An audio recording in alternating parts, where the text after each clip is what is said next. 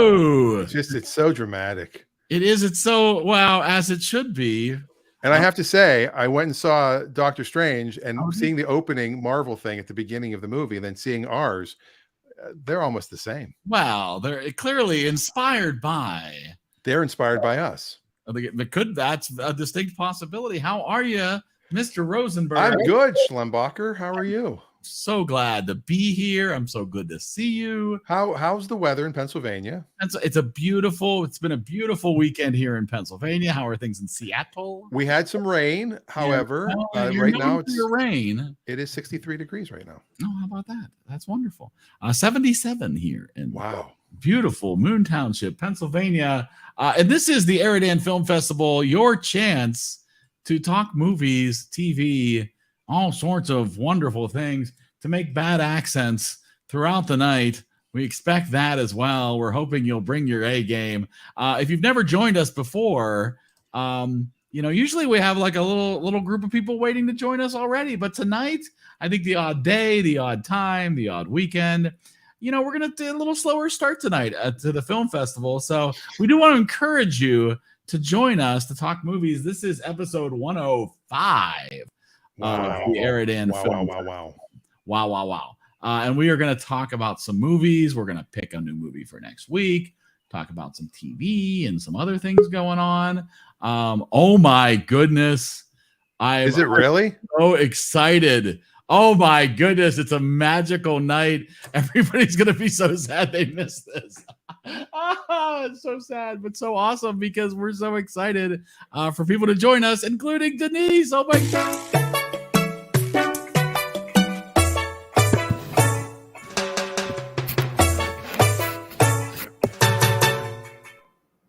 Oh my goodness! All the way from California, Denise, how are you? I'm well. Do you remember me?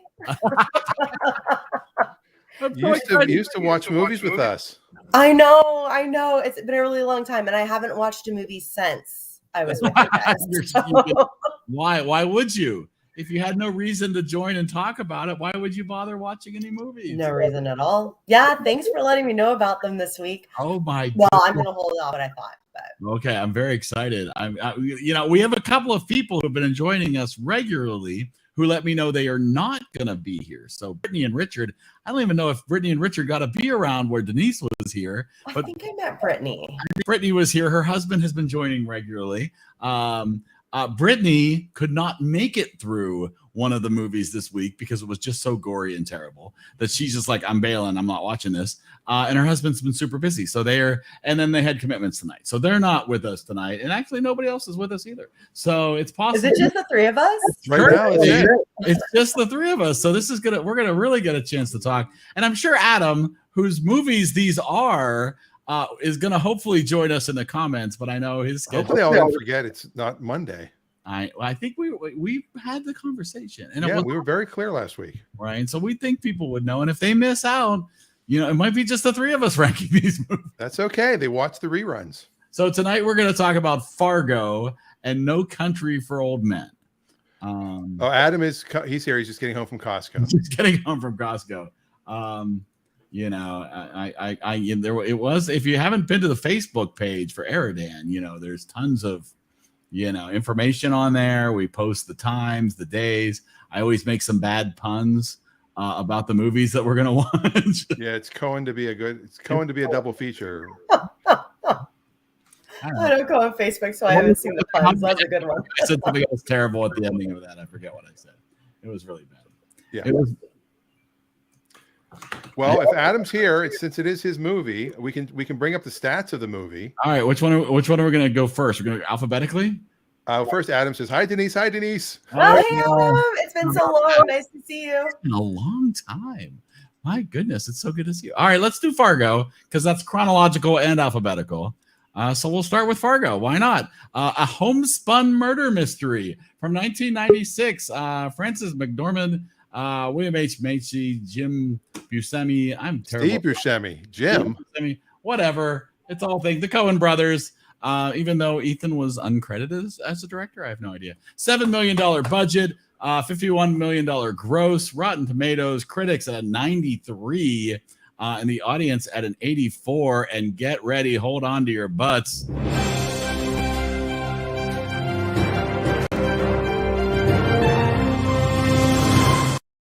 Oh, daddy. Hold on to your butts? What does that mean? Hold on to your butts. Why not? Oh, sure. You know that plural, at least. Anyway. There goes the accents. There we go. Oh, yeah. Oh, your butt. Yeah, well, you know. Hi, Dave. Long time no see. Well, so you're starting the show without me, eh? Oh, well, you know. Great. We're so excited. You know, so Rebecca says she's listening from PA, only watched old No Country this week. All right, so she'll have to get through this conversation first. Now, Eric and I aren't really big fans of country music, so really, we are two old men for No Country. Very good point. All week I've been thinking. There will be no country for these old men. There'll be no country for these old men. Try the veal. Yes. But we're doing Fargo first. Yeah, I think we're going to go Fargo. We're going to talk about Fargo. Lots of awards. As I remember, lots of awards for this movie. Oh, yeah. Oh, yeah. Yeah, yeah. Sure. That's right. So it's always been on my watch list as like, oh, someday I should watch Fargo.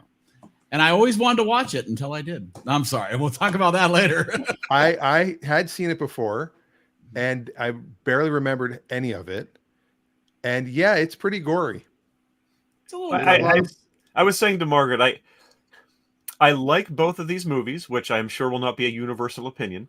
I've seen them both before, but I've never seen a Coen brothers film I didn't like. But to put these two together in a double feature is a little much. It was a lot. We watched them back to back. So did we. Oh man, it is a lot. What order? This one first. Same here. Yeah. Yeah. And I made a comment during my son was watching. We were watching together. We were watching part of Stranger Things season 4, and there's some basketball stuff going on, and they're making mistakes. I'm like, can't they hire like somebody that's actually coached or played basketball when they're shooting this to go, oh no, this wouldn't be this way. This would be so this you. way. Basically, they like you to They bring. could hire me. And when I'm watching Fargo, I was kind of the same way with the True Coat and the car dealership. I'm like, okay, they're shooting it in a dealership. Obviously, someone there actually works in a dealership that they could say, hey, how does something like this go? Because yeah, it was kind of a small dealership, but if he's really the executive sales manager and he's the one doing the floor plan, which is the financing for the showroom floor cars, and the VINs are kind of unreadable, and GMAC wants the 320 grand, like he would not also be a salesperson. Like he was executive sales manager, but he's also like working customers over for the True Coat. But he's working for his father-in-law. Exactly. I think that's which is every dealership, by the way. I worked so many dealerships where the father-in-law was the owner. I mean, like the line where his dad says that his daughter and Scotty will be fine, was just a really, that was a harsh line, and that's, I think, what it is his father-in-law has no respect for him. He gives him no breaks. His father-in-law views himself as a self-made man, and he expects him to be a self-made man, and just, yeah. Now, I hate to get all Cody about this and have the need to have all the gaps filled in, right? But one of the things that bothers me about this, there's a couple things, but one of the things we're talking about him specifically, William H. Macy's character, is that we never found out exactly what he did. The loan was for, right? And I kept wondering if that was going to factor in. And it's one of these things where it's not that I need those things, I need those dots connected. But it distracted me from the movie because I kept waiting for that to be revealed. I agree with you, but I also felt like it was sort of implied that he and his family were living above their means. And that's really all it was. I don't think he was like having a second family or lost at gambling. I think he was just trying to be the man, like his father-in-law is the man. And living above his means, probably a bigger house than he could really afford, and it just gradually caught up with him after years of this, a little at a time. But all right, I guess because he took 320 grand from GMAC. We knew that, right? So obviously he wanted to pay that back, but then he obviously wanted money on top of that. Yeah, dulling the points of his pencil so he can write more illegibly. It's interesting because that didn't bother me at all because the entire time I just assumed he spent it on like drugs and hookers. See, I was looking for their like gambling. Yeah, gambling Because he Like, implied that he was in a trouble. very sweet family man, but I was like, oh, there's a dark side. But I didn't need to know what it was. Like, I was happy just to. But then I don't know. It didn't bother me at all. But it kind of told us there wasn't a dark side because, like, he had to go to Chief Runamuck, whatever the guy's name was, the mechanic. Yeah, I forgot his name. Runamuck. I think it was. I think that's exactly Chief Runamuck. Chief Runamuck. You know, Chief Oil Change, and he had to go to him to find Steve Buscemi. His crazy character. And I love how every time somebody described him, he's like, funny looking guy. Well, how else can you describe him? Funny looking, yeah. More so than most. I mean, it's not inaccurate. He is a funny looking guy. He's a funny looking guy. And he's going into a very good career. Mm-hmm. Yeah, I have to say, I the gore was a little more disturbing than I thought it would be, and a little more than I remembered. And then because I remember like the wood chipper, and for some reason I thought that the wife went through the wood chipper too, but I guess she didn't. Not yet. She probably would have. But what good is the wood chipping when all you have is a big pile of red blood? But it evaporates. The blood's going to evaporate? Well, if you cover with fresh snow, it would just, it gives you time. Covers up, yeah. All right. I just love how the foot was sticking out. You could just boil the snow; it'll go away. Yeah. The foot was just sticking out, and he's like, So it's been a long time since I've been here, and a lot has changed, like in my life. Yeah. And now I'm also realizing, like, who am I? Because the gore did not bother me. And I am someone who gets very bothered by this. Oh. In fact, my thoughts on both movies was like, I don't generally like a lot of blood and guts. That's unnecessary. And I felt that all of it like fit in, move the plot along. Like they didn't do anything gratuitous. So I have no idea what mood I was in when I watched this, but I was just fine with all of that. Well, it's interesting in Fargo because other than the wife, none of the people who were killed, you really got to like. Yeah. Either they were just total strangers that you meet on the road and they're dead, or they're someone who kind of deserved it, like Steve Buscemi's character. So it's the wife is really the only sort of totally the one you might feel for when she goes, and even then, but her death is sort of off screen. Steve Buscemi's character just comes back and she's lying on the floor. Yeah, so, but also kind of a disappointment. I'll say that, and this goes through both movies here, where I feel like there is kind of like there's nobody to like, and if you do like anybody, they get killed anyways. Llewellyn in No Country for Old Men is an extremely sympathetic character to me. Absolutely, I liked him, and then they kill him. Yeah, but he is. Spoiler.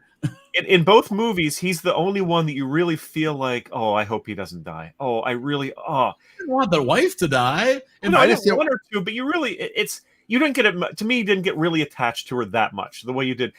Llewellyn's character in the second movie is really the emotional tie that the audience has to the movie. Is his story going through it. Well, that's really invested in him. That's what you're supposed to think, and then they pull it, and it's like, no, Thanos is the main character. Right? I was waiting for him to. I was waiting for the snap and the Infinity Stones. The murderer is really the main character who you've actually been going on his journey. But we'll talk about that with the next movie. It's not the only movie with Josh Brolin and Tommy Lee Jones in it. Well, that's true. That's true. X-Men. That is. I mean, Men in Black. Men in Black. Gary is in the Which one is it? 3? I was going to say Gary. Holy moly! What's up with that? Hello, Gary. How about that? And Brittany wants to know where everybody is. This is everybody, Brittany. What are you talking about? We don't count. Yeah, so some people also the movie's called Fargo. It doesn't take place in Fargo because Brainerd did not sound like a good name for a movie, but I guess that's where Jerry Lindegaard meets the two hoods. He meets them in Fargo and delivers the Tan Sierra to them. Yep. Tan Sierra. Bring the car and the 40 grand. Oh, now that's not the deal we made. Talk for a second. We had a deal here. You talk for a second about the true story aspect. Oh yes, it was not a true story. That's just movie making technique. That was probably the first time though that somebody blatantly lied, because usually things are based on a true story or they're loosely based, and they'll say this was based on a true story, and it's like it's like the names are changed, but the events happen exactly like this. People have lied the other way all the time, though, whereas this is a purely fictitious, not based on real events. When, yeah, this is kind of based on the life of John Paul Getty and things like that. You know, they do that all the time. Or every episode of Law and Order says that. I'm assuming it's a joke. Like they felt it was funny, and to me, it didn't land.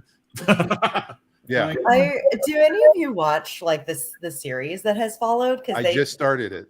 Okay, because I watched all of them, and they do that and all of it, and maybe that's why I liked it so much on the revisit. But yeah, I mean, I think it's just tongue in cheek, right? Like each season of Fargo, Yeah. like its own season, like its own story. Yeah. Okay.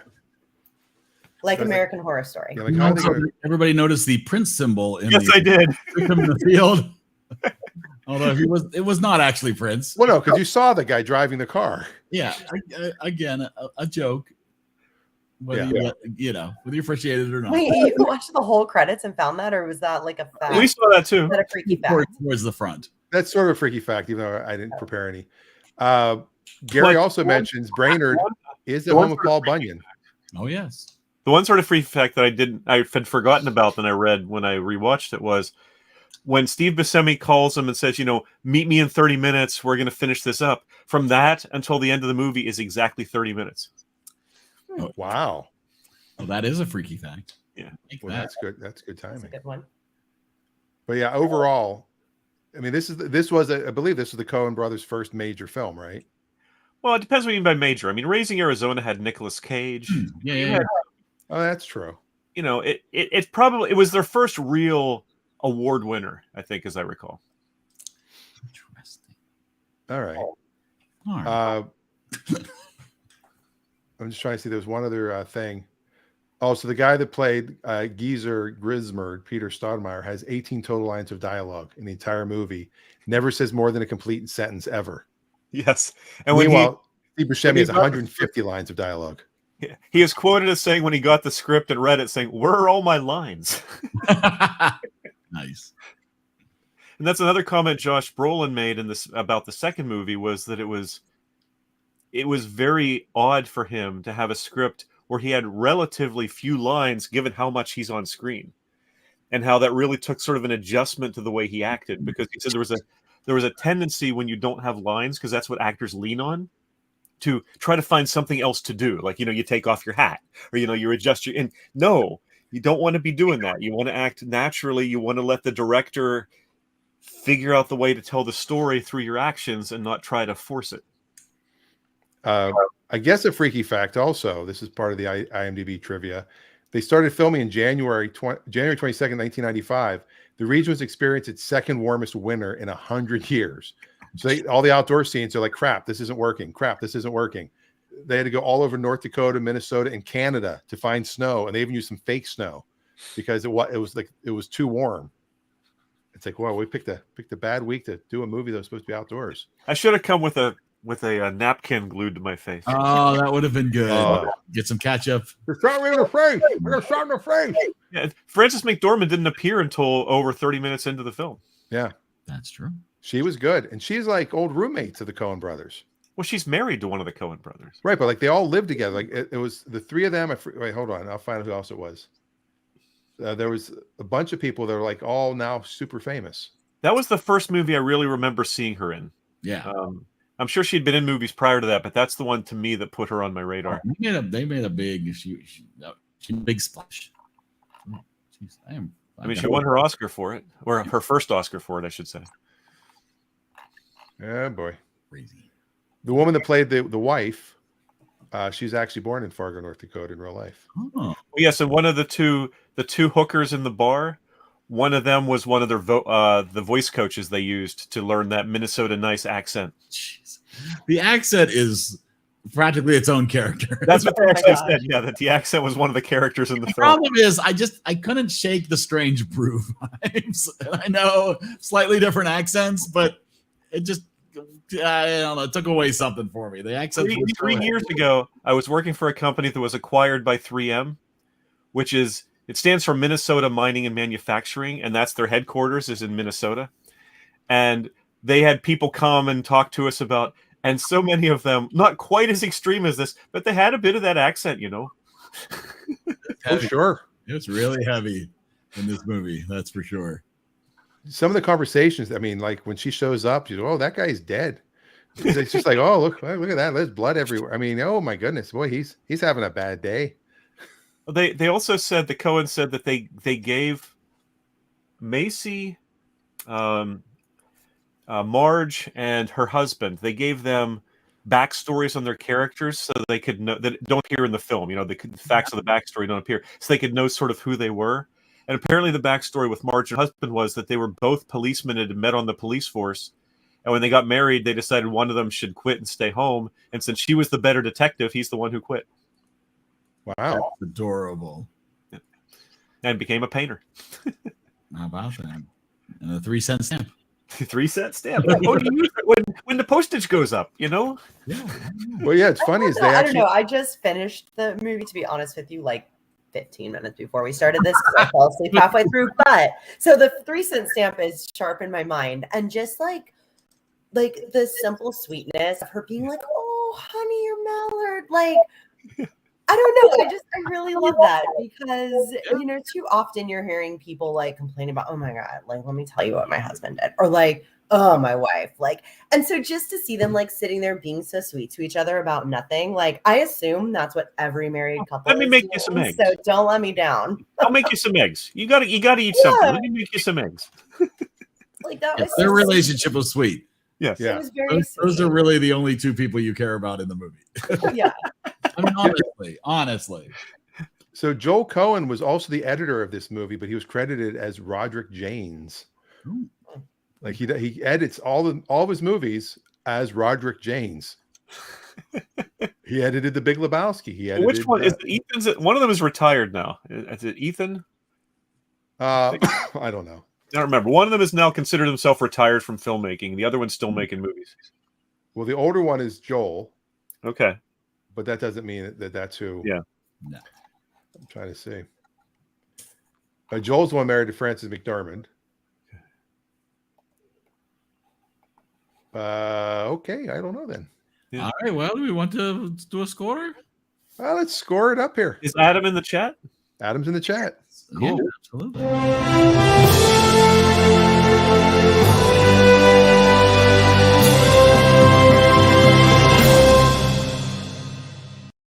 Well, Denise, that was really fast. She disappeared for a second and she made it fast. I forgot a prop. Okay, wow. Hopefully it's not blood. Okay. Did this movie make you feel chipper? Let's find out. That's what I did there. All right. Well, Adam's not here, so we'll let Dave go first. Ooh. I've seen this. I think this is my third time seeing this movie. That would be my guess. I mean, like I said, I've never seen a Coen Brothers film I didn't like. Some are much better than others. This one is good in the sense that it tells a fairly complete story. Some of their films don't. The second film is a good example, where you just sort of come in at some point along the continuum and you leave again when it ends. This one tells a much more self-contained story than some, when that helps it to a degree. It has a more clear narrative. Yeah, there are unanswered questions, but that doesn't bother me. I thought Macy really did an excellent job. And apparently, if you read the trivia, he lobbied hard to get this role. He flew to New York to meet with them when he was afraid he wasn't going to get it after he'd auditioned, to lobby to get the role.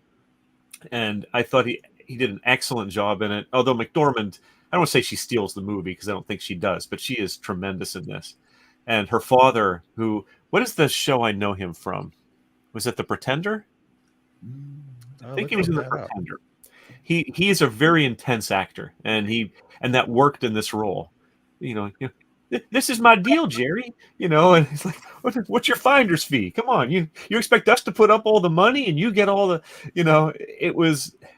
he was a no nonsense businessman, and he was well cast. Nobody I felt was poorly cast. Extremely well. Harv Presnell, and you might know him from Mr. Deeds. No, I'm sorry, good. Sure. I'm sure that's where you know Andy Barker PI. What's that? He was on Andy Barker PI with he was Saving Private Ryan. So he was on ER for one episode, but then again, so was I. I hate to say I love this movie because it's hard to love a movie with as much. I don't know. Love is a strange term to apply to this movie. Let's put it that way.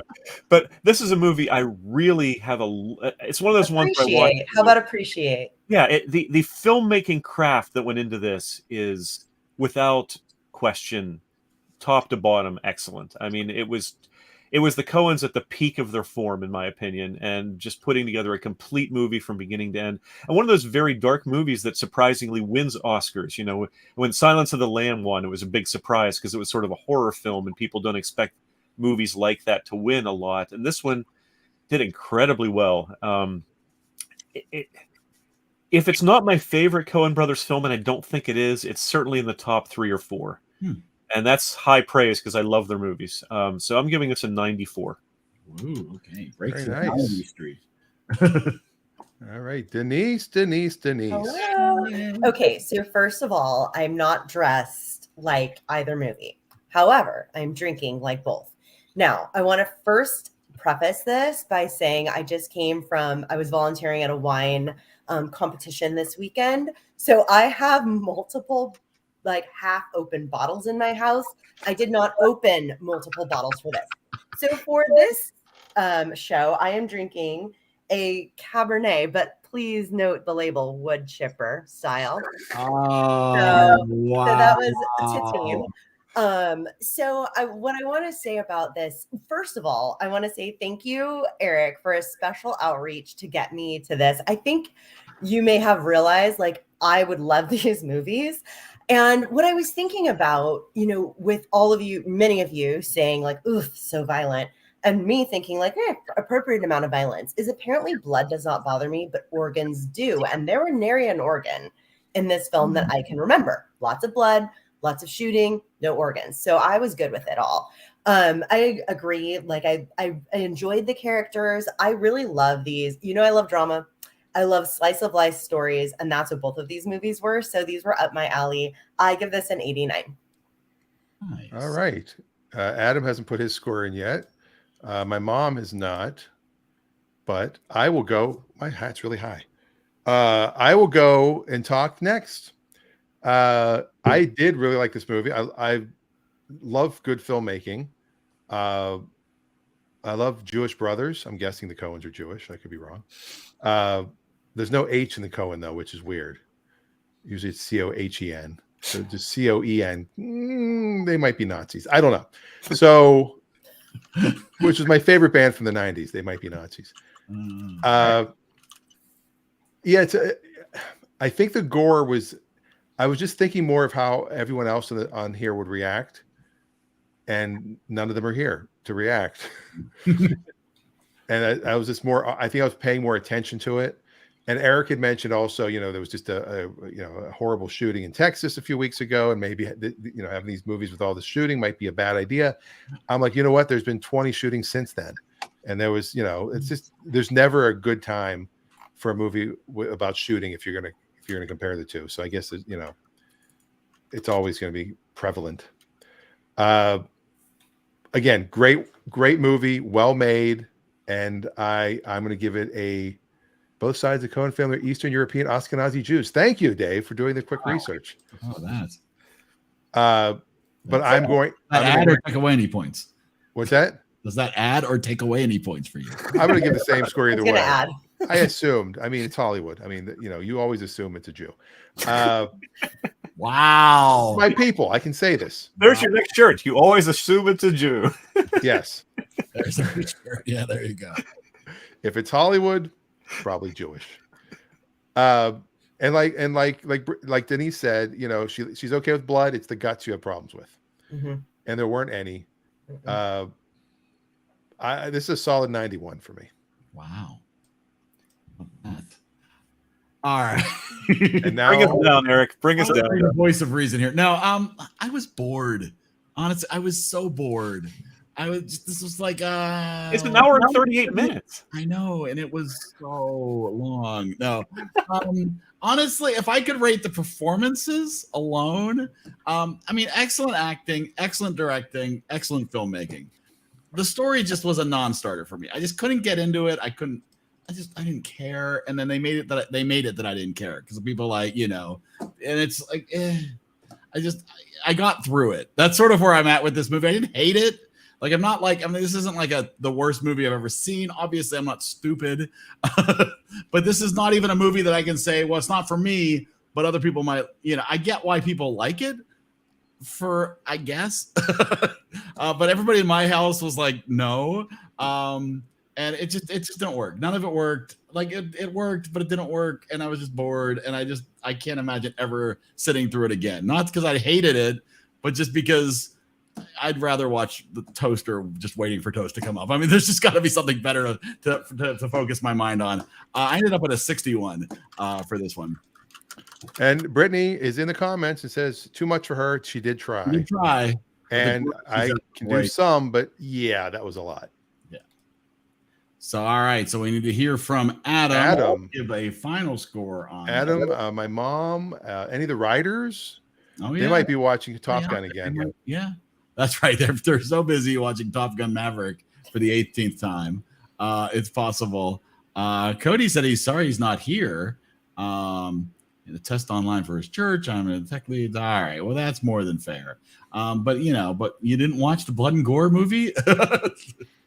All right. Well, yeah. If anybody's got scores. Oh, here we go. Oh, here we go.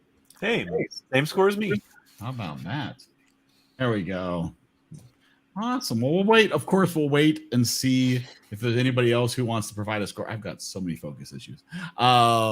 But we'll wait and before we give a final score. You know what I think is causing it, Eric? Huh? I think the light in the corner is causing the movement. That's not the issue. This has been. No, I switched cameras a while ago, and it's been a problem ever since. So I need to. Well, if we want to have a little discussion between the movies, sure. Have you watched any other Coen brothers films? Are you aware of? Because I've definitely seen Raising Arizona, Oh Brother, Where Art Thou? I've seen them. I've seen that. I want to see Oh Brother, Where Art Thou. Thou. Buster Scruggs. Hudsucker Proxy is theirs, I think, isn't it? I love Hudsucker Proxy. I mean, honestly, I love that movie. What else did they do? I mean, I know the new Macbeth one. Big Lebowski. Cool. The Bad Santa. Oh, they did Bad Santa? Well, that's according to this search. Let me see if that's true or not. It doesn't sound right to me, but it's possible. No, I know. Well, it depends if they wrote it, directed it. No. Produced it. It comes up when you Google Coen Brothers. That's weird. Google's stupid. Oh, they did the remake of True Grit. Bad Santa. They're the executive producers. The executive produced Bad Santa. Yeah. That doesn't count. Doesn't count. Dan who wasn't there, which is an odd one. The Big Lebowski, obviously. They were involved with Hail Caesar. I liked that. I don't know what they did on that. Inside Louis Davis. You films have a certain feel to them, but it's not like Woody Allen where there's really strong Woody Allen feel to films. You never know quite.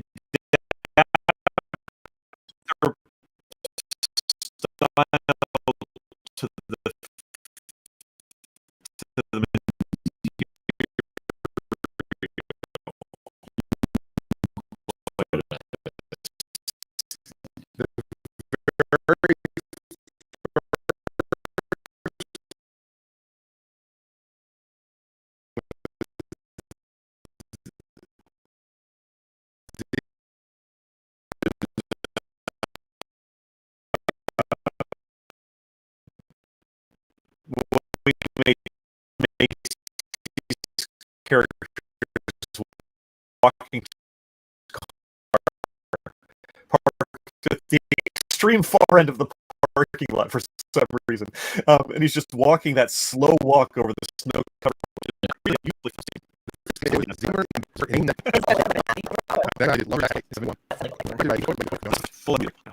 Let's put the countries together. No Country for Old Men. There are no clean. 2007. Tommy Lee Jones, Josh Brolin, Kelly MacDonald, Javier Bardem, Woody Harrelson, Garrett Dillahunt. $25 million worldwide gross of $171 million. Critics, again, very similar scores, 93 and 86 on the Rotten Tomatoes. And speaking of Rotten Tomatoes. Oh, my goodness. Do we even? Where's the button? My goodness. Here it is. It's the wrong person, Eric. Oh, my gosh. Wait. I pushed the wrong button.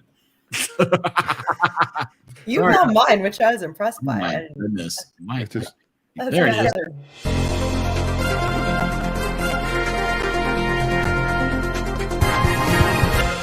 There it is. My button's all messed up. You're like, you just saw a guy in a beard. You're like, that must be. Well, Adam doesn't join so often, so he's not in the main group. Dan Haggerty. How are you? That's a little too much of me. It's a lot of me. There's a lot of beard. Oh, there you go. Adam, how are you? I'm good. You good? Yeah, just got home, so a little while ago. How was Costco? Not that busy. All right. Well, it's always fun when it's not that busy. Yeah. How was the gas line at Costco? What? What was that? What was that? I have no idea what's going on there. Gangos. All right. Yeah, sure. I don't know what. You tell us what. Is that Javier Bardem's character in this movie? That's very possible. He's a mean mofo. So Adam, this is great that you're here because you can tell us why we watched these movies. Why did we watch No Country for Old Men? But wait, okay, I know we switched, but since Adam got here, can he talk about Fargo? Because he Sure. didn't get a chance to. Tell us about your love He of wants to Coen talk Brothers. about Fargo. I just Adam thought it was, seems to be I a think man it's a of good. spoilers. I just think it's a good. I mean, it's not really a murder mystery, but in a sense, it is. I mean, and I just like. Yeah, you know who did everything. Well, yeah. It's a tragedy of errors, is what it really is. Mhm. Well, yeah, they're idiots. Like, you know. Yeah, But they're no, all I idiots. thought the acting was really. I mean, every movie they come out with, the acting's always good in all their movies. I mean, I haven't seen. There's only a couple of their movies I haven't seen, but like even the ones I don't really like too much. There's a couple of theirs I don't really like too much, but even the acting in those is good. I mean, I've seen Oh Brother, We're Out. And I liked it. I mean, it's a musical, so you know how I want musicals, but Not really a musical. I do want to see that one a lot. I wouldn't the call it a acting, musical. the acting was still good in it. You know, We got George Clooney. You've got Both of these movies. I think that was the only musical that I could not get behind. So, Eric, you need to watch it and report out. Oh, I will. Tell me if it was just me. but no, the Fargo, the TV series is really good too. I like the season with Chris Rock a lot. Oh, that was the most recent season, right? Yes. He was great. So, but the Billy Bob Thornton one was really good too. He was really good in that.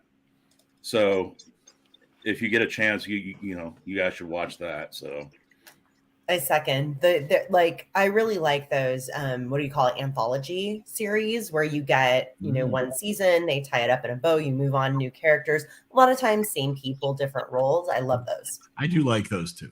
even though they did that with True Detective, and season 1 of True Detective was really good, and the 2 and 3 weren't that good. So Rick Springfield was in season 3. You didn't even recognize him. yeah, it wasn't season 3. He played like a psychiatrist when his hair was short and he had like his face taped back, like really tight. That's all. All right. Well, let's There's talk a Rick about the Springfield reference of the night. I have a second one for you later when we move on. A second what?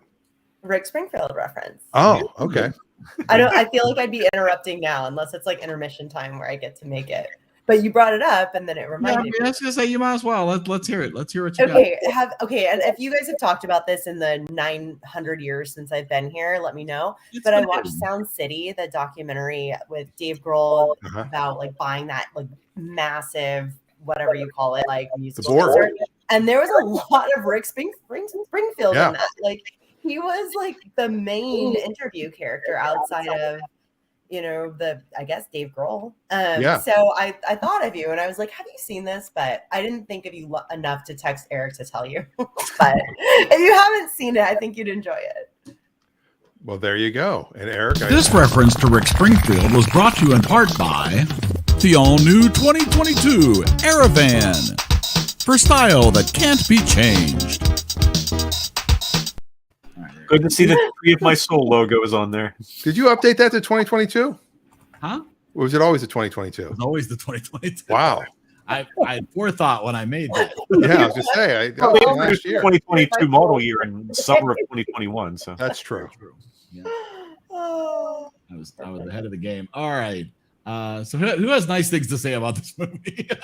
Well, I just showed up for you to shit all over this one too. So Yeah, no, I mean, I kind of already said, but my same assessment holds on this.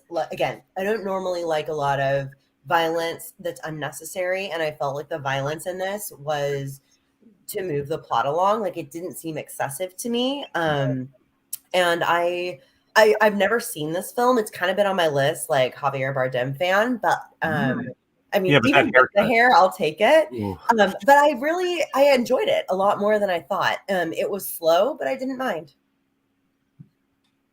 I didn't think it was slow. I just thought there wasn't a lot. Like, it was very quiet. I guess maybe I'm a little Steve Buscemi. Like, okay, you want silence? We'll give you silence. Now you're getting silence. You enjoy it? It worked. That worked. One of my favorite lines, though, is when he's like, "I got to go out there," and she's like, "Are you gonna be okay?" He's well, tell Mama, you know, If I don't come back. Yeah, if I don't come back, tell Mama. And she's, she's dead. He's like, all right, I guess maybe I'll tell her then. It's a great. I butchered the line, but it was a good line. Honestly, the first 3/4 of this movie I enjoyed considerably more than Fargo.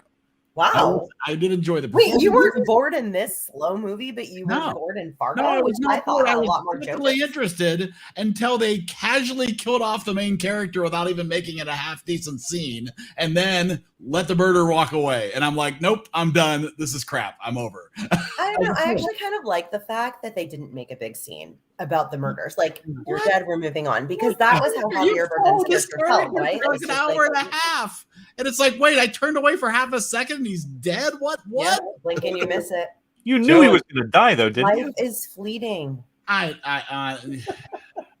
I mean, I liked it too. I mean, what do you expect? You expect a big like shootout or spectacle? I mean, it's like that doesn't really go with the whole way the movie was going. I mean, The Michael Bay brothers would have done it differently. They drew out the Woody Harrelson death forever for like 6 minutes. And then this guy, it was like half a second, right? It's like, what?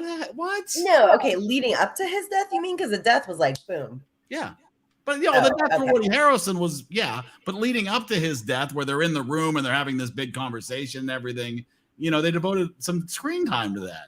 And they very little screen time to the main character's death. I mean, we all knew he was going to die. It wasn't going to work. Like, so I didn't think they needed to dwell on it.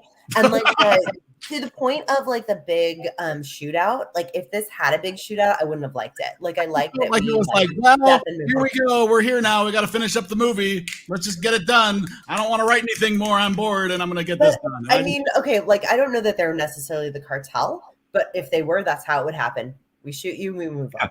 We're not hanging out. We're not like it just. It's inconsequential. And it was the mother-in-law. The mother-in-law gave him away. She didn't mean to, obviously, but she gave him away, and that's what led to it. Of course, the other thing that led to his death really was his guilt. The fact that he felt he had to go back to the desert to take water to the guy in the pickup. Yep. Right. He would have gotten away with it scot-free if he hadn't done that. Yep. So he felt guilty. Yeah. And I didn't understand that because that guy had already died. Let's be honest, right? Like he wasn't going to live. But he couldn't sleep. He was just lying there in bed, remembering the guy just asking for water, and it ate away at him. Yeah, I would have been like, I got 2 million reasons why I don't got to give this guy his water. 2 million reasons and water ain't one. Yes, and Rebecca's very right. That iconic haircut. Oof, that's like a helmet. That's that's right up there with Tom Hanks in Da Vinci Code as one of the most unfortunate haircuts in cinema history. I feel like he always has that haircut. Really? No, he does not always have that haircut. Only in this movie. Richard asked, "Who's the lady voice?" And I said, "Denise." He said, "Oh, Sergeant Pepper, Denise." I like that. Guessing I'm a Kingo's. Must be Brittany. SPD. Oh, so is it implied that with the coin flip thing, it's only for people that aren't really like, because some of the people he just kills straight up. It's not, but like the gas station guy flips the coin and like people who got in his way are gone. People who got in his way, that's what I figured. Yeah. Okay. Whereas people that are just sort of cross paths with him, and he feels like, well, maybe I'll give you a chance. Yeah. Get the coin flip if they want it. People that are a minor Like, nope. inconvenience. But there was like no, like he wouldn't have cared. Like tails, boom. When I Okay, did anyone else Google what that thing was? I was like, what is he using? Well, they talk about that, right? Because Tommy Lee Jones talks about well, they did that with the that cat. long. So I Googled it like way earlier in the movie. I got you. The interesting thing, the final confrontation with Carla Jean, though, is really interesting because she made the decision, you know, I'm not going to let you blame the coin for what you're about to do. It's just a really interesting, you know, maybe it's just because her husband just died and her, you know, her world is falling apart around And her mother. She just was like, well, no, you know, you're going to have to make a decision to pull that trigger or not. And you're not going to be able to blame it on a coin. Okay, I do have to say the one thing that bothered me. Well, kind of the biggest thing that bothered me about this movie, now that you brought up Carla Jean, is it just me or did she look like his child? Like, was anyone else confused when he walked into the trailer? Yeah, at first I thought it was his is child. that his daughter? Yeah. I thought that. Then he's like, let's go. Rough. I mean, he was rough and like obviously, you know, he was a cowboy type. 2007. But she looked like she was 14 years old. She did look young. Absolutely. So Roland was 49 or so when he made this film. I'm all for a fall summer or a fall spring or whatever you call it. How do you feel about a winter to a newborn? No, I'm kidding. A winter, but reverse. A winter. Yes, exactly. December, January. No, it's 39. It's a May, April relationship. She's 8 years younger than him. No, okay. Only 8 years? Yeah. Damn, she looks good. She looks very young. Like I was a little confused at first, and I was like, "Ooh, like what is this like comment about like taking her in the bedroom? Like, is this incest?" I'm like, "Oh, they're married. Never mind." Proceed. I did love the mother-in-law in the background on the phone, though. You know, I never say. I told you before. Just like, oh man. This movie had one theme in common, which was in-laws who have no respect for the one spouse. Yeah, and let's be honest. The Coen brothers might have issues with their in-laws. I'm saying. Yeah, Jewish mother-in-law. I mean, you know, for all the Francis McDermott's not Jewish. Anyway. No, it's the other way. Like the sons are perfect. I don't know. Nah. And I mean, all right. Sorry. Oh, good. Go ahead. Oh, please. I'd say, I mean, with the ending though, I mean, yeah, he gets away, but you really don't know if he technically gets away. I mean, he drives away, or walks away, whatever. But I mean, you know, down the line, somebody might have caught up to him, and I mean, I viewed it as he left this encounter damaged. Yeah, you know, this damage left its toll on him. Well, you know, most of the time, very similar to the end of Infinity War, where Infinity War, really, you're watching Thanos' hero journey, and at the end, he takes some damage at the end, but ultimately he wins. Now, there is a movie after that where he doesn't, right? So, I mean, I get what you're saying, that there's a potential, but he is the main character of this movie, right? I mean, that's his movie. That's actually an interesting thing that's brought up. I think it's on the Wikipedia page talking about in the book, which I haven't read. The story is more clearly centered on Tommy Lee Jones' character. And the Coen brothers made it, they didn't really de-emphasize him, but they made it a more balanced story where you really have three main characters that are going through this, and their stories are intertwining. Yeah. I mean, at the end of the movie, basically Tommy Lee Jones is like, I'm done. Wash my hands of it. I'm done. You know? Yeah. Well, that's how I viewed it. It's really, it's like two timelines. You know, you've got Anton's timeline where he's this psychopath moving as a destructive force through life. You got Tommy Lee Jones' character who's moving through life, as a positive character, and they meet for a while, and at the end, they both leave changed from it, but neither one's story is necessarily done. All right. No Country for Older Men. For grumpier old men. What hell? You're combining movies now? No Country for Grumpy Old Men. No Country There for Grumpy Old used to be a Men. game that would combine two sequel. things. Did that ever happen? New Country for Grumpier Old Men. I don't know. You have to Google that. That's actually, I actually think that's half decent. No, like a game on this show. Was that one of our games? Yeah, it's not bad. The like Oh, comedy games.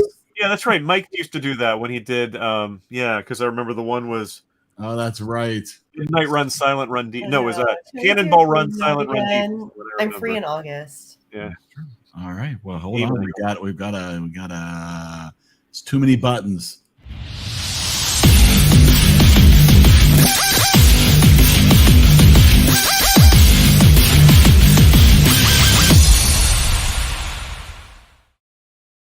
Breaking all kind of safety laws in Erie, Oh, PA. boy. Okay, it's Cody. How are you, Cody? Oh, just peachy. I don't know if you can hear me or not, but I think you can. We hear you. You can. You're like, Oh, good. it looks like you're in a video game. Like, I'm just gonna block it if I start getting nauseous. I'm old now. Oh, Cop no. car pulls up behind you. Keep moving. That's right. Do not look at your phone. It's all good. Excellent. Well, thanks for joining, Cody. Now, you said you did not get to watch this one. I did not, unfortunately. You no. did not. Well, that's all right. Then we don't want to hear your. No, I'm kidding. We don't want to hear your opinions about it. But we're glad you're here. Yeah, because we could score this one now, All right. and we could start picking our movie for next week. Yeah, absolutely. All right. Well, since Adam's here, we can actually start with Adam the way we normally do. Yeah. So Adam, Ah. big screen Adam.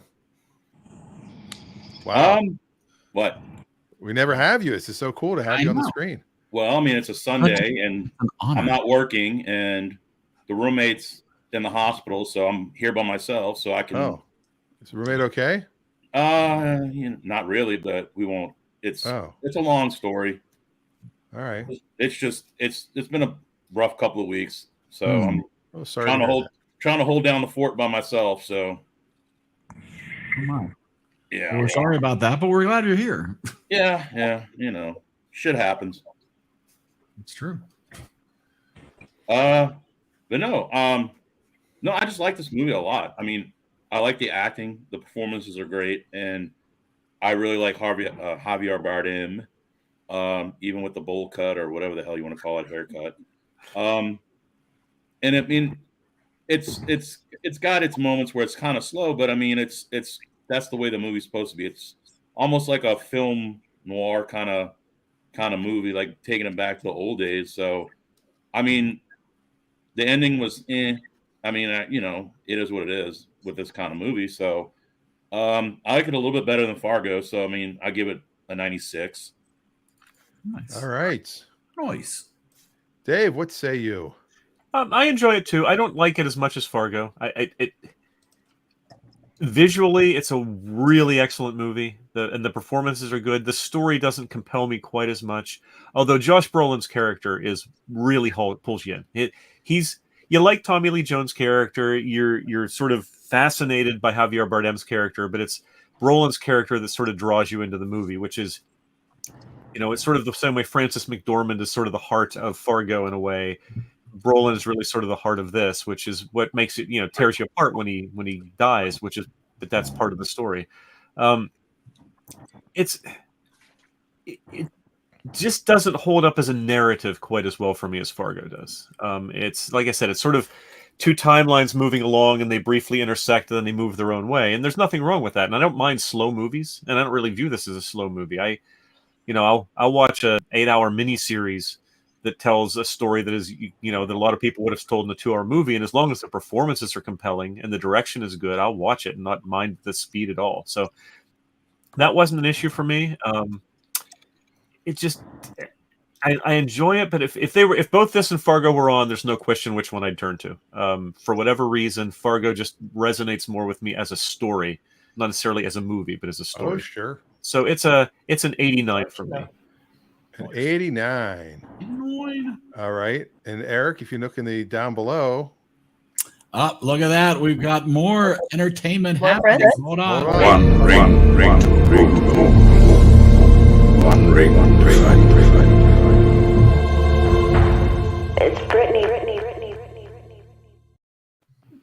Brittany's here too. My goodness. See on the road. Hey, but I'm still wait. big. Hold on. Yeah, we can say hi to Small. Brittany. Hello. Aw. Oh, look at that little baby though. All right. She's muted. We don't get to hear her. Hold on. No, we don't get Well, to we'll hear go back and have Denise. her. Oh, here's Denise. And then- Okay. I don't have much new to say that I haven't already said, but I will share what I'm drinking this round.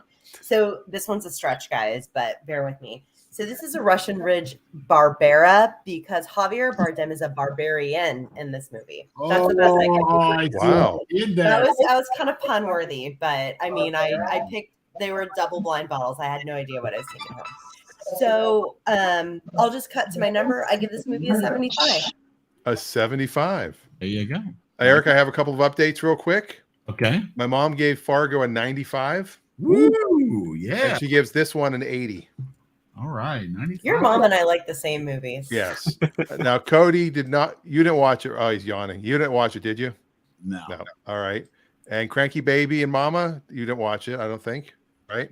That's correct from what I think I saw. But All right. So now I'm up. I'm going to be a lot like everybody else, I think. I think this is a good movie, but I like Fargo better. It is a weird movie. It takes a while to get into. Like you first watch, going, "Well, what's happening here?" And it's another one of those movies I never seen before and didn't really know the whole story or didn't know anything about it. And it's another one of those movies too that puts you, it makes you think, "What if I found $2 million?" And I knew it was illegal money that I don't have to like return it to untraceable. Yeah, this is not. This is just cash that's mine. Well, there was a tracer in the bag. Okay. Other than that, Yeah, that's a great point. Like, haven't we all watched enough movies to where you move the money into something else? yes. I mean, I watched Ozark. Fatal Flaw. I know how to clean money now. Yeah. Oh. Was it my imagination or was it the exact same bag from Fargo? Did they use the same That bag? would be a good freaky fact if it was. It looked very similar. It was. I did not pay One was $1 million, Sure it one was was. $2 million. Absolutely. Inflation. Yeah, Well, this took place in 1980, though, so actually about the same time. yeah. And he wasn't in a Sierra, although the one car. Anyway, I'm going to go with an 86 on this one Wow, 86. Nice. because it's a good movie. It's well I made. think I was fascinated by Harrelson's character because he portrayed himself as someone who was such a badass and who was on par as far as lethalness with Anton, and then he's just dispatched like that. You know, it's like he just shows up at the hotel and oh, gee, never occurred to me that he might figure out where I am. Well, and that was some of the issues that we had going through it, where it's like everybody really did just figure out where everybody was super quick. Like everybody was like mega detective, like instantly. Like, boy, Woody Harrelson found that bag at the border, no problem at all. And it's like Barely an inconvenience. it's barely inconvenience. We're just gonna skip over how that happened. Honestly, the third act, fourth act, whatever you want to call it, I hated it so much. It destroyed the rest of the movie for me. So I ended up at a 52. I'm not just gonna leave it at that. Not the worst movie I've ever seen. Obviously, great performances, but to me, again, the writing, it just didn't work for me. But Rebecca, on the other hand, great movie. Wow, how about that? A 90. Much Very image nice. of a dead dog. You have to see a dog killed. Yeah. So basically, this week the role of Adam was played by Eric.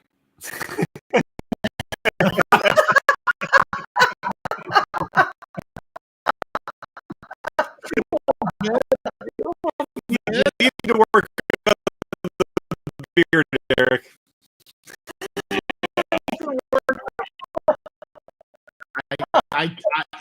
If I could grow that kind of beard, I mean, we're even drinking. we would not be having this Oh. conversation. Oh, you had the same beverage.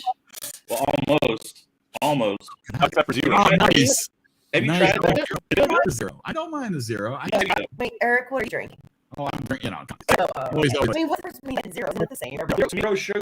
Zero tastes like Dr. Pepper. That's why it's Dr. Pepper. Then they came out with this. I think it's the sweet. Well, it tastes just like Dr. Pepper. So Is it still zero calories? Yes, it's 0 calories, Oh, as is the diet. But and I agree, the zero tastes more like regular Dr. Pepper. But I have drank Diet Dr. Pepper for so long, I don't like the taste of regular Diet. yeah. Too sweet, right? It tastes sugary. Yeah, I had a friend in high school that drank Tab. Of course, this is back before they had as good artificial sweeteners as they do now. And she drank Tab for everything, and even she acknowledged. She goes, "Yeah, it tastes terrible, but I'm just so used to it." Yeah. I don't think Diet Dr. Pepper tastes terrible, but it's too sweet. It's what you get used to. We were a diet family growing up, so like Diet Coke is my go-to. When I have a regular Coke, I'm like, "Whoa, what is this?" Like, see, we didn't have Diet Coke. We had Tab. Tab was the Diet Coke. Or no, was it the Diet Pepsi? Order something. If you want a Tab, you're gonna have to order something. Yeah. Give me something with no caffeine. Just give me something with no sugar. All right, Eric. I remember you had a joke that said, "You know, you're getting old when you drink Diet Coke for the taste of it." That was one of our early jokes in EriDan. I do not. I've been old forever. I don't remember that. All right. So, the good news is, despite me portraying Adam, both movies ended up on the first page. Fargo coming in at an 87.43 and No Country for Old Men at an 81.14. So what got bumped to screen 2? Oh my gosh, I've been away for so long. I don't even know what half these movies are. What is Dolomite Is My Name? I've never heard of that. That was a long time ago. That's actually was an early one. That was an early one. Okay. Denise has not been here. Grease and Back to the Future 3 got bumped. Okay. That is correct. So things we've been moving along. Denise has been with us since the beginning of February. Is that how long it's been? Was that when the Sgt. Pepper movie was? We watched yesterday in Sgt. Pepper. That was the last time you were with us. Yeah. Then you were Gosh, it feels, I mean, like, I can't believe it's only been since then, because I feel like I haven't seen you guys in like 5 years. I miss you. Oh, well, we're so glad you joined us tonight. This is great. No, it's awesome. Nice to be back. Wait, okay, so I have to ask, is it normally Sunday now, or was today special? No, we had last week and this week were a little special due to some scheduling. Got it. Okay. But next week we will be back to Monday. We're back to 5 o'clock starting next week. That is correct. Back to me commenting through the phone because I'll be at work. So, right. This is a very special guest appearance. So it's very special. Not only did you come, you came on camera and you spoke. It was like a triple threat. What's that hat, by the way? We're getting very close to Cody's face here. Ooh. It's a Saints hat. Oh, okay. It's got the outline of outline of Louisiana, and then inside where you can't really see it too well. Maybe when I have it on, you see how it's the state, with the logo in the middle, and all right. And Adam, you get the thick beard and a thick head of hair. Look at that, right? With the Doctor Strange lightness there. From one of the multiverses, or Anna from Frozen. All right. Well, are we ready to do a pick for next week? Yeah, I think so. All right, let's open up the pick a movie. Season 4. Okay, so yeah, I know it's gotten a little crazy. Now we have some names on the wheel from people who are not here. So if you're not here and your name comes up, we will spin again. So Wade and Stacy are up. Wade and Stacy, if they come up, but otherwise, I think we're pretty good. I think everybody else who's here, I have included their name for the, Denise. I think we actually implemented this after Denise was here. Yeah, I don't even know what's happening anymore. Basically, what happens is every week you're here, you get another space on the wheel. Okay. And so you do have one space. I will forfeit my space though. Well, I put you in anyways. Oh, okay. And you don't have to, So all right. So I think we're good. Let's. But if you don't think you'll be here next week, then we'll just, if your name comes up, you can just skip me. Exactly. So let's find out. If we get a name of somebody who's actually here. Let's see what we got. Wait, you didn't shuffle it. Oh my goodness! Here it goes. Goodness. It's getting exciting. It's so exciting. It's going to be Brittany. Hello, Brad, and Brittany is here. So that's so exciting. That's perfect. Like cranky baby shoes. Absolutely. Brittany might not be able to talk. Oh, I'm good. For the moment, she's quiet temporarily. Oh, so cute. I don't know how you guys are gonna feel about it, but I'm gonna pick Benny and June. Ooh, okay. Johnny Depp time. always wanted to I've been on a Johnny Depp kick for a couple weeks now, so I just watched Edward Scissorhands for the first time in my life. Well, that's very cool. I've not watched Benny. I've never seen Benny. Really? Benny and June? I've seen Benny and June. Breadsticks? No? Oh yes, the breadsticks. Is that I the love one that it. has is that the one that has that one song in it? I would walk 500 That one. miles Yeah. and Yeah. I would walk 500 more. I always think of it as Jackie Mason. I would walk 500 miles and then the door. Yeah. You can keep going. You good? All Yeah, right. that's the one. All right, so there we go. Benny and June streaming currently available, streaming nowhere for free at the moment, but available for rental at all your favorite places and, of course, your local library. So 1993, we're staying in the 90s. We have been in the 90s for quite a while. We're going to stay in the 90s for Benny and June. Very exciting. I said I don't think I've ever seen this. I'm surprised so excited. you I haven't haven't watched seen this in this. such Are a you, long wait time. till you watch it. Maybe you have seen this. I haven't watched it in a long time, and I've been wanting to, and I was like, no, I'll wait, and I'll make it an EriDan pick the next time. So this has been on my list for Perfect. a while. I'm excited. Yeah. 93. 93. This one. All the way back in 1993. Amber Heard was like what, 3 years old? She wasn't born yet. She was just Yeah. filing her first Yeah, lawsuit. I think she was, because she's older than me. So Was she born?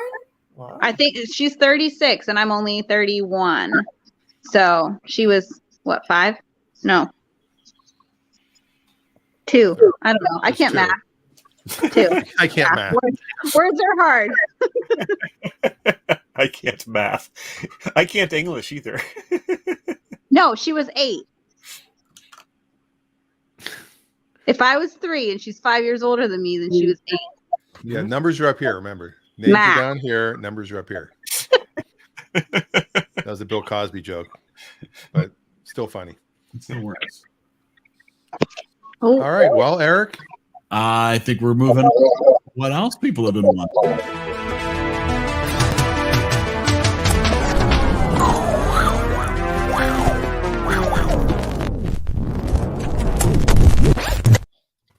All right, it's been a long week. You've had chances to watch other things beside the Coen brothers movies. What else? What else has attracted your attention this week?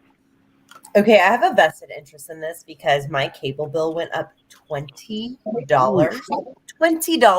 So I called them, hi, I didn't subscribe to the sports package. What's happening? And they're like, yeah, our prices went up. So I'm canceling cable. So I have a really vested interest in what you're watching on streaming. Can't wait to hear. All right.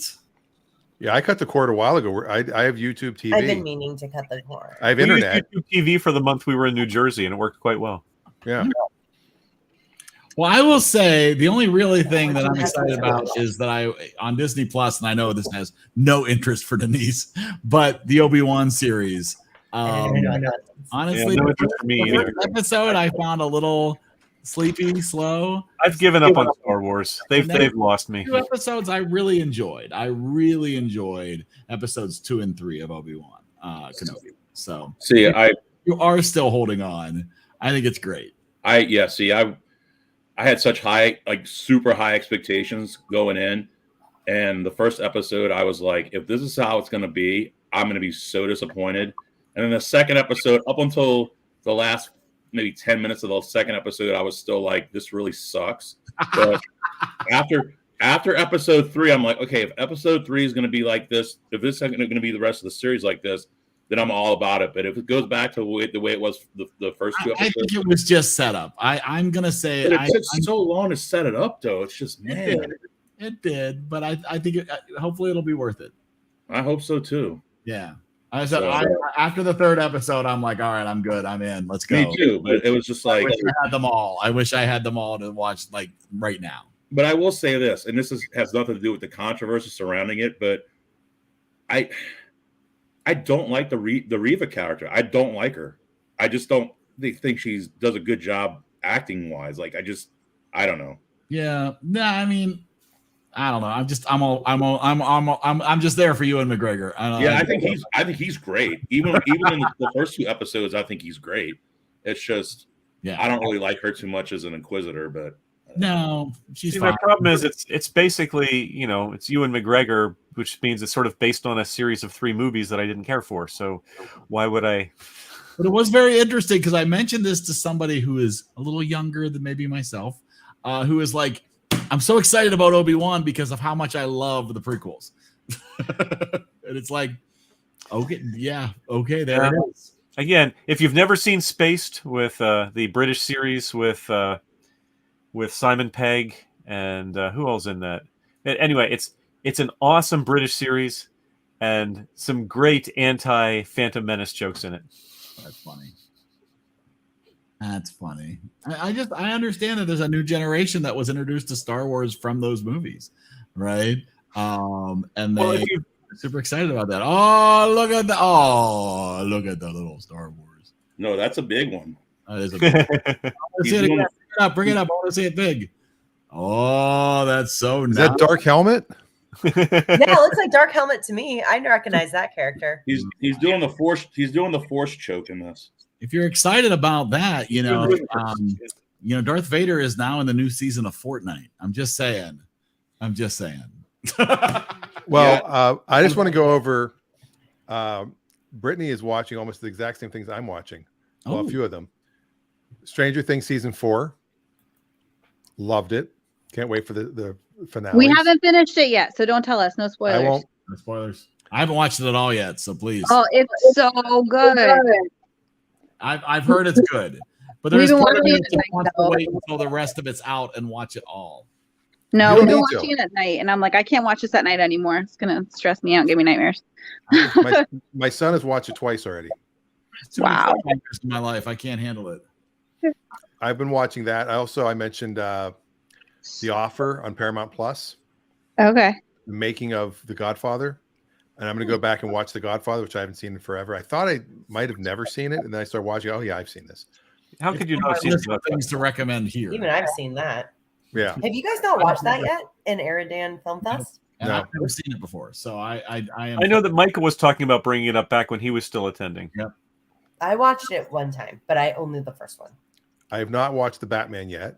Forget the third one. The first 2 Godfathers are must watches, though. Yeah. Well, the third one, the director's cut of the third one that it just came out, that one's actually not too bad. I'm not saying it's terrible, but compared to the first 2, how can you live up to that? Definitely. And just the story behind the making of it, which is what The Offer is about, and the way the mafia was actually involved is scary. I want to watch that. It's really good. Mafia story. That's on Paramount Plus, you said? Yep. Oh. I've also been watching The Real World, New Orleans, because like I that show mentioned is still earlier. On? Well, it's the reunion of the actual show from 2000. It's the original cast from 22 years ago. Oh my gosh, like they're grown-up adults. Yeah, and I was kind of on the show when I lived there. I was on an episode, and then they did like they all have a job during the. Did they all go to a comedy show and you were the? A couple of them came to a comedy show. And no way! I was joking. Yeah, and that's when I realized reality TV was fake because the one girl Julie was at the show and she put we took tips and she put $1 in the jar and the producer goes, you know what? And he pulls out a 20. He goes, here, put this in the jar instead. Then they reshoot her putting in the 20. And then he took the 20 back. I'm like, dude. He took it back? Yeah, because it was just for TV.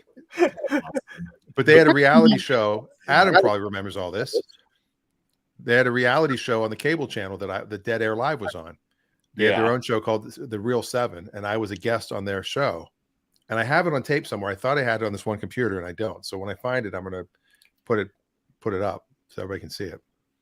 Have you guys ever seen Bull on Paramount Plus? I saw it on CBS when it was on. It was on network before it went to Paramount Plus. See, we don't have cable, so we just all of our stuff is streaming. I've never seen it before. My friend was telling me about it, and I am like hooked. Was that the one? I think last week I told you that's based on Dr. Phil. He's oh the yeah, producer. you did. Yeah, I had only watched I think I watched the pilot episode, but I'm like, I think I'm up at episode 13 or something now. Yeah, it's so good. It's got legs. We did watch the mainly because 2 weeks ago I guess it was when Jimmy Kimmel came down with COVID for the second time within 6 weeks. Because he took the John pills. Mulaney and Andy Samberg were slated to be on the show as guests to plug their Chipmunks movie. Oh no, you're kidding. And so Chippendale, Rescue Rangers. They're making another. Kimmel contacts me and said, "How'd you like to host?" They hosted as a team, and they interviewed each other in separate segments. But they were plugging the Chippendale Rescue Rangers movie. We watched it. It's not bad. It's not great, but it's not bad. It has a ton It's live of action or references their to other voices? Disney stuff in it. What's that? Is it live action or their voices? It is Animated or live action? It is live action, but Chip and Dale are animated. And 2 different styles, right? And 2 different styles, because one of them's got the 3D. Great. One of them's got the 3D operation. Yes, But they have to have that voice, the Chippendale voice, like the chipmunk voice. But the thing that made me think, well, they don't use the chipmunk voices very much at all. Okay. They use them just very sparingly. But there is a character in it that is a somewhat unpleasant character, sort of an embarrassing character. That was originally in the original script. It was Jar Jar, but then they changed it. Oh, Misa. That's funny. But it's worth watching if you just want light, fun fare that's not going to challenge you mentally, but you're going to get a lot of laughs out of. Then watch it. It's fun. Okay. So on the notes of like light fun and won't challenge you, but is fun and will make your heart grow 10 Grinchy sizes bigger. Has anyone else watched Love on the Spectrum US? Oh. No, but somebody just posted it on Facebook like right before the show. I saw somebody post It about it. is so sweet. So I don't know if back in the day when I was a regular coming on, if I ever mentioned the regular Love on the Spectrum, which I believe was filmed in Australia. So they have a new series. So I don't watch dating reality shows except for Indian Matchmaker and Love on the Spectrum. So Love on the Spectrum is a dating reality show for people on the spectrum, the autism spectrum. And what I love about this show, and this is consistent from the Australia show to the US show, is they are so honest. So they'll be sitting there at dinner and someone's having a panic attack and they'll like look at each other and then they're not saying anything and it's super awkward. And instead of making a big deal, one will say, "I'm really sorry. I just don't know what to say to you right now." And the other person will say, "I understand that." My gosh, like it is so amazing. Like it is so sweet and so honest and so true and so the things that I wish I could be saying, but I feel like I shouldn't be saying. And it is just a lovely show. And the characters are so sweet and you will love them. Or not the characters, the people. Yeah, people. So They're cool people. I recommend it for a heartwarming little. Dan's saying that all reality TV is fake. It is. And it's only like 45 minutes each. I blew through that and I want a second season for US. I need to know what's happening with these people. Go on. All right. Well, that's exciting. After we finished watching Fargo and No Country for Old Men, we were like, okay. It was late at night. It was not late, but it was at 10:30. It was getting closer to bedtime. We think, okay, we need to watch something a little lighter before bed. We're watching those 2 back to back. So we saw the first 2 episodes. It's Showtime series, but they have on Amazon Prime. The first 2 episodes are available for free of Vanessa Baier's new series from Saturday. She was from Saturday Night Live, if you remember, called "I Love You for That," which is an odd little show. It's sort of based on her life, but if her life had taken a different turn. It's about a girl who had leukemia as a child, and she just became fascinated by and was always watching essentially QVC. And just felt like these people were her friends and they kept her company through all of her treatments and convalescence. And in this show, she then aspires to become a QVC type presenter and is pursuing that. And it's not heavy fare, but it is fun. And the first 2 episodes out of an 8 episode run are free on Amazon, but the rest are all on Showtime. And also co-stars Molly Shannon as the longtime QVC presenter who she used to watch when she was a kid. Okay, this sounds familiar. I think I heard a podcast interview with Molly Shannon about this. Yes. It's fun. If you watch much Home Shopping Network or QVC, it's fun. No. If you haven't, it still might be fun, but less so.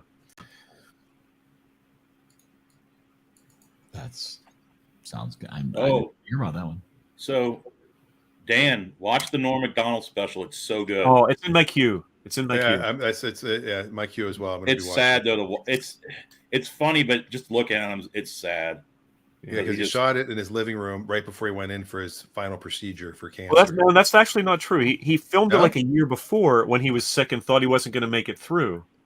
Right. And but it was he went in, that was the last procedure he'd had for cancer. Like he didn't. Yeah, he died much later, but he was already okay.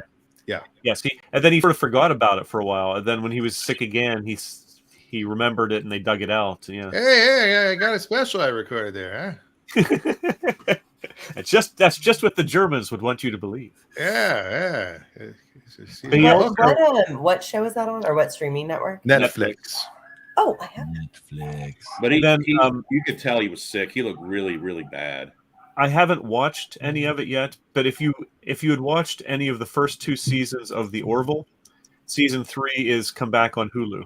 It's the Seth MacFarlane sort of Star Trek takeoff series. I didn't get into it. We watched probably most of the first season, and I don't know if enjoyed it. Apparently, for season 3, he was very happy to get off of Fox. He said, and part of the reason is ignoring Fox any other issues is he's not as constrained by time. So if he doesn't have to have exactly 43-minute episodes. It can be 50, it can be 40, it can be 55. It was it's one of those shows I wanted to like. I'm like, oh, maybe I like so many of the characters, I like so many of the actors, and it's just like, it wasn't that it was bad. It was just never like a priority. It never drew you in. Yeah, it's like, it's like you want to watch something. It's like the claim is that season 3 is a significant upgrade. That his budget was much higher, and he really did it in a different way, and he's really happy with the result. The interesting thing is there probably won't be a season 4 because all of the actors were signed through 3 seasons. So if this was tremendously successful, of course they'll find a way. But the reason what made me think of it was because Norm Macdonald voiced the voice of one of the characters, and he recorded all the voices for the 3rd and final season before he died. The Blob. Yeah, Yaphet. Yeah. Now, does that show kind of like Galaxy Quest, like sci-fi comedy, or is it more like sci-fi drama? Or it was straddling the line for the first 2 seasons. They couldn't quite decide if they were a spoof of Star Trek or whether they were an homage to Star Trek. Which was also part of the problem for me. And then the 3rd season, apparently they've taken it. I want to say made it more serious, but what he has said is the 3rd season tries to be a more straightforward series, and any humor just comes from the characters and not from the trying to write funny scripts. I'm sorry. I think I kind of tuned out there because you were talking about things I didn't care about. Is this the one with Hugh Laurie in it? No. Oh, then I don't care. Okay, continue. Wow. I'm sorry. I love that. She is learning to just speak what's really on her mind. Yeah. Right? But when you were describing they don't know if they're an homage to Star Trek or not, I was like, wait, is this one with Hugh Laurie? Because I've heard about that. I watched that show. I think that only lasted 1 season though. I think it's done. The name, when you said the name, I was like, Yeah, it's Avenue something or something like that. I don't remember. I have no idea, but I do like Hugh Laurie. That was a good series. No. It only lasted 1 season, but it was a good series. Oh, yeah. No, this is what he's referring to. Yeah. Orville. I like the Orville. I'm looking forward to watching the new one. That's part of my. It did take itself very kind of seriously, which was kind of weird with how slapsticky it got occasionally, right? And he said he's changed the tone a bit in the 3rd series. Yeah, he still recognizes, just like with Star Trek, that there's funny moments between the characters, but it's no longer trying as much to be a comedy. Everyone on the ship, lean. Just jump to the 3rd season and see what I think. I've never watched Star Trek, but do they have aliens on the ship with them? Yes. Oh yeah, Spock. Spock is an alien. Spock, yeah. In the original series, Spock was the only. I'm a little behind. Spock was the only recurring or main character that was an alien, and he was only. There was just something that had a fish-looking face on that. Yes. And I was like, "What is happening? What is happening?" Sci-fi. Well, in the Next Generation, then they had a Klingon, and they went more and more. Each series had more aliens, partly because the effects were cheaper and better. So, the amazing thing with Star Trek, I know I mentioned this before, is Leonard Nimoy in an interview said the reason that we did the beaming down is because we didn't have the budget to land a shuttle or to land the ship, so we just created the beaming down concept to make it easier and cheaper, which is, I think, just awesome. That's clever writing. Yeah. I do still want to watch. We've still not watched Strange New Worlds, but I want to. I started. I like it. I expect to like it, but I haven't watched it yet. Yes. Yes. Yes. Well, Yes. Yeah. Yeah. Yo, Oh yeah. Oh well, you gotta. Yeah. Yeah. Well, I'm gonna have my girl fax those numbers over to you right away. Those vehicle identification numbers. Got to get that 320. Oh yeah. Oh yeah, we'll get that to you. well, I just hope Picard season 3 is better than 2 because 2 was just all over the place and just I don't Is know. 3 out now? No, it's coming out later next year, later this year. I don't know, but it's gonna have. I mean, it's gonna have all the next generation characters are coming back for the 3rd season because it's the last season. But they brought Q back for basically nothing. Like don't even get me started. Don't even get me started. Well, I mean, it's just the first season was okay, but the storyline of the first season sucked, and then they wasted Q for the 2nd season, and just. But see, Q is always a problematic character. I like the actor. No, I thought like he was the character. But the character, it's hard to write for an omniscient character, and an omnipotent character, which is what he was. He was like Thanos. He could just snap his fingers and anything he wanted would happen. How do you write for a character like that? Well, the way they ended, like I'm not going to spoil it, but the way they ended his storyline just it pissed me off. So that's all I'll say. Okay. Dave knows what I'm talking about. Are you ill-tempered? Right? Are you Well, ill-tempered? no. You watched it, right, Dave? I actually haven't. Because is it on Discovery Plus or something? Paramount Plus. It's on Paramount Paramount. Plus. I've been too cheap and I haven't bothered to find Okay. alternate things. Oh. So I won't spoil it. that's All thank right. you. Well, I think we've said it all. One more thing is Yes. I haven't watched it yet, but I'm very much looking forward to season 3 of The Boys on Amazon. I have not watched 1 or 2 yet. Actually, What's that? Eric? I've heard about The Boys recently. I keep hearing things pop up about it, but I've never seen it. If you want to watch darkly satirical, and I mean very darkly satirical Yeah. superhero show, Oh no. then You had me like darkly satirical and then superhero. I was like, oh. well, it's poking fun at the whole idea of what would these characters with these massive powers, what would their personalities really be like? They wouldn't all be these nice guys, and they wouldn't all turn into super villains either. They'd just largely be mostly jerks. Well, that does sound awesome. So last week, Sounds like people I used to work with. that sounds right up my alley. I do have one complaint. Last week, after this show, my son and I went to a 10:25 screening of Doctor Strange. Oh, Finally saw it in the theater, and there's a few things I was upset about. Not about the movie. The movie was okay. I mean, it was good, but it wasn't. It's a good Marvel movie, but it's not a great Marvel movie. The previews were a half an hour. They had a half-hour previews, and within the previews, they had commercials. I'm like, no, the commercials are before the previews, and the Maria Menounos, that's all before. And then once you see that first green screen preview, it should be preview movie. I think 4 is the right number. This preview approved for all audiences. Right. This was 3 previews, commercial, 2 previews, another commercial, and then a preview, and then the movie started. Yeah. It's way too long. There were definitely times we went to see a movie in a smaller theater, like the Squirrel Hill Manor Theater, and so much nicer because you don't get nearly as many ads and trailers as you do with the big omniplexes. Yeah, this is a Regal, and our Regal has a subscription plan now. For $21 a month, we can see unlimited movies. Oh, it's like at your house? Like Movie Pass again. Like, I know, at the theater. Oh no, at their theater. Yeah. Nice. So basically, the price of 2 Like tickets. if you pay $50 a month, can you not watch all that commercials? Yeah, I know. You should have a wait. They're like, here's the actual start time. A special theater with no commercials. That would be awesome. And then there are only 7 people in the theater, and that's kind of why we went. Because my son hasn't had COVID. I have, so I'm super immune at the moment. Oh my gosh, I feel like your son and I are the last 2 standing. No, my wife hasn't had it either. I haven't had Oh, okay, your son, your wife, and I. Although Okay. my son was sick for a week, and he pretty much had every symptom. And I just read a study that they said that people with food allergies aren't testing positive and getting COVID because something with the food allergy blocks the protein. I don't have a food allergy, but My son has a few. So it was from the National Institute of Health. It wasn't like some quacky. No. It was an actual, Joe Rogan told me about it. Yeah. Yeah. But the movie ends and people got up and walked out. I'm like, have you never been to a Marvel movie before? Oh, And I go, yeah, maybe they're seeing it again. Maybe But as Wait, a what was the possible- movie you said you went to see? Doctor Strange. Doctor Oh, Strange that's- and the oh, Multiverse of okay. Madness. Oh, I didn't know that. Maybe. I thought that was like. Wait, never mind. I don't know what I'm talking about. I'm just gonna stop. Apparently, Sony re-released. Morbius. Oh yes, Morbius is coming back just because the internet is having so much fun making fun of the movie. They like made $22,000 in the weekend or something insane like that. It was just nothing.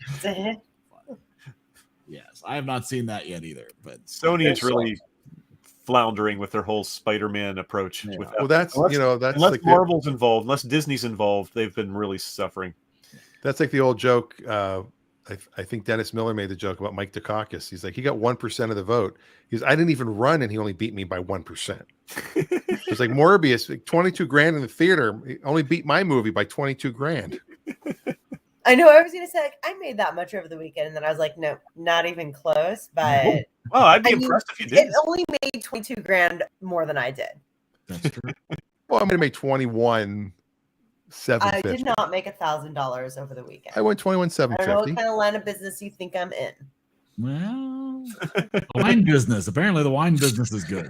Oh no! I'm a volunteer. I make zero. I'm kidding. You get free wine though. I get free wine.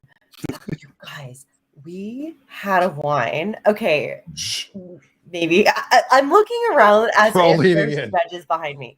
So I'm a volunteer in this organization, and we have real judges judging. And so we don't know. It's a double blind, which means like we bag the wines in paper. Like as a server, I don't Like know what I'm winos. serving, and like they know the varietal, and that's all they know. And so we're doing their last tasting, and they were doing fruit infused wines, which like, oh, like for some people that's wonderful, but it's like very sweet, very fruity. It's not my style of wine. Well, I might like It's it. wines for people who don't like wine. That would be Yes, in many cases, right? But there's a lot of people that don't like wine. There's a huge market for this. Mhm. So our judges get to taste 32 fruit infused wines, sugar level 6. It goes from 1 to 6. Wow. It's Sunday morning, and they had a dinner last night with wine. I was like, oh, for the love of God, like, can we serve them the red wine first so they don't have to start with the sugar stuff and they're all hungover? I mean, not saying they were, but they all looked fine. So we get to the very last pour, and what we do, we like open the bottle, we pour a little bit out just to make sure the cork's not in it, and then we pour for them. When we poured a little bit out, we all went, oh, did you see that? You guys, it looked like Mountain Dew. I was like, what is that? Like, what is that color? And so we poured it. It was neon yellow. And we're like, is this limoncello? Like, what is this wine? Well, we were so excited. Like, we wanted our judges to see it so much. We had a team of 4 serving this panel of judges. And we're like, let's all go together. So we all went out there like to watch them get it. And they served it. And their faces were just like, what? Like, what is this? And then they just laughed, and I don't know what they thought of it because we can't talk to them about the judging, and I won't know what it is or how it scored for 2 months. However, it was just something that like I did not expect to see like a Mountain Dew yellow wine at a wine competition. Like, there's always a blue champagne, all right, but like this was memorable. Nobody cares about this but me, but I just had to tell somebody. I'm about sorry, I it. wasn't listening because The you were talking first about something time. that doesn't interest me. No, I'm kidding. Yeah, this is not Eric. How does this tie into Wait, Mountain superhero Dew? movies? I'm That was missing it. payback for the Marvel conversation earlier. All I can think about was Deserved. all I can think about was there's an episode of Schitt's Creek where she's a spokesman for wine and fruit infused wine. So Oh, that's there all I you So go. you mean the wine tastes like I might have to grapes? try some fruit infused wine. That might actually. Actually, you might like it. Like, Is I it think grape it's, like, flavored? super sugary though. Like, Like Manischewitz? I like Manischewitz. A nice Concord grape Passover wine. I have like 4 in my house right now, and I'm a little bit afraid to try them. But I have like a blueberry mango. Like, I'm looking at the top of the label. Like, ooh, I don't know about that. See, I'm thinking I could just drink Kool-Aid if I want the taste. Oh, it's basically Kool-Aid. I can smell it. I mean, I'm serving them, and I'm like, ooh. Is this like grated Kool-Aid from college frat parties? Oh, well, we drank like jungle juice in college frat parties. Did you guys have that? No. Mad Dog. Haunted. Mad Dog. Mad Dog 2020. 2020. Or Thunderbird. Yep. Cold Bear. We had Stephen Colbert. Yeah. I'm not a big wine person. I can do late harvest Riesling, and I can do. I like a good Riesling. Then Moscato, you would like this which wine. isn't really because wine. Moscato is really those- not a wine, but I can do Moscato. And then Moscato, you like Moscato? yes, I sold Moscato so much Diasti. Moscato at the fair last year. People love Moscato, but I can't drink. Well, I guess I could drink it, but I don't. It's not my flavor profile, but it makes me feel terrible the next day. So good for And I like you. a good port wine. I like a good port. That's I like. I can't tell like a good wine from a bad wine, but I can tell an expensive wine from a cheap wine. Like if you gave me a blind taste test and it was like this is $100 bottle, this is a $5 bottle, I can tell the difference. Okay. And the best wine I ever had, we were at a restaurant and someone was having their 50th. Yes, you're right. We should have watched Sideways. Someone's having their 50th birthday, and this was back in like 2018, and they had a 1968 Rothschild. I mean, this is an expensive. This is probably a $2,500 bottle of wine, and they were like, "Would you like it? Would you like a little glass of it?" Yes. I'm like, "Sure, I'll try it." Oh my God, it was delicious. Like a 50-year-old wine. It was so freaking good. That's all. So you've stocked up since then, huh? No, my wife she likes Pinot from Oregon, from Willamette Valley. Yeah, they make great Pinot. Yeah. Doesn't I like have none of California that. Pinot, I'll doesn't sell really like California Washington wine. Pinot as much. Willamette, Right. goddammit. Yeah. All right. I think we now have said it all. Okay, sorry. Thank No, you. thank you for a little. You about wine. Dude, we're so happy that you're back. Good next We'll talk one. about anything you'd like. We're so glad to see you again. I miss you guys. It's been so Next time. long. Now we have to talk about beer for an hour. So Ooh, is there a Beer movie or about beer? beer? Because I do like beer too. was there I'm what? not a beer guy. I don't like bubbles. There's not like a sideways version of beer, right? Well, there's Well, we Beer watched Fest. Strange Brew. Well, Beer Fest. The There's a movie guys who called did Beer Super. Fest. The guys who did Super Troopers did a movie called Beer Fest. Yeah, wasn't Oh, that We already watched Strange Brew. was that with Artie Lang? No, that was Artie That was Lang did The Beer League. Beer League. Yeah. I Beer think he did Fest is Beer the League. why am I drawing a blank? The Broken Lizard did Beer Ah. Fest. It was stupid. Just like Super Troopers, it was stupid. But I liked it. So there you go. It had to All have right. been better than Strange Brew. Well, everybody, I don't know. Good to see you again. All right. It's so good to see you again. And Don't we be a will be back stranger. Monday night. Monday, Monday at 8. You got lots of time to watch Benny and June for next Monday. No excuses. No excuse. All right. Have a lovely week, everybody. Good night. see ya.